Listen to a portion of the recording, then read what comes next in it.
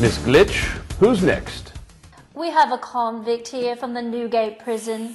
He's part of the overflow of criminals and felons. He says he's innocent and insists on a fair trial. What is your name? My name is Hayseed McLoser. So, what is your story? My story is I haven't really done anything wrong. I stole a few things from a fruit vendor, but everybody does that. Look here. In the 18th century, there are 300 crimes which are designated felonies. You know that stealing anything greater than a shilling is punishable by whipping all the stocks. Or you could be condemned to a dungeon.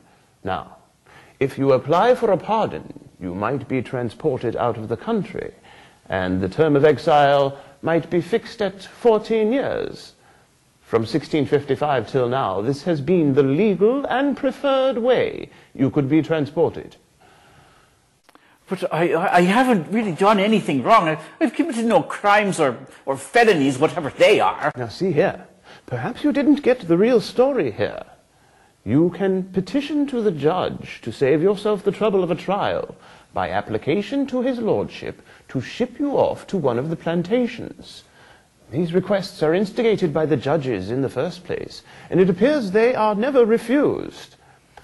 I'll read you the application. It goes like this: that whatever might be the result of the undersigned petitioner undergoing trial, I waive the right to be accused of such crimes, that of passing the remainder of my life in this country with any degree of comfort or satisfaction, and therefore, in order to save the trouble of trial for his lordship, I make the application to your lordships to be banished to one of his majesty's plantations in America. It is usual to pardon at least 1/2 of all felons sentenced to death. Royal pardons are sent up by the judges after each session, to be issued under the Great Seal. Do you understand this? Well, I guess I'd better sign it if I can. Just sign with an X. And where might I be shipped? To Maryland, Virginia, or Pennsylvania. They are the only colonies that freely take convicts. Boss, I think you should tell him why. About 20% of the convicts die on the voyage to the colonies. And Maryland receives a duty of 20 shillings per convict imported, since the reputation brings down the whole laboring population.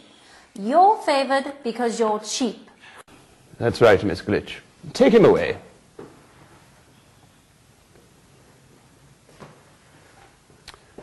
You know, Miss Glitch, we could say that the colony of Virginia is now the poorest and the idlest, with all the worst of mankind and the refuse of England and Ireland. King Charles II should thank us for helping him clean up the streets of London. You're right. It's fortunate that the pioneer conditions are difficult for the weak, diseased, and lazy. The riffraff will be winnowed down to the residue of them, becoming the American people. Amen to that. Although there are many details that could be improved, our system of indentured servants is sound and practical for the necessities of the situation, right? Right you are.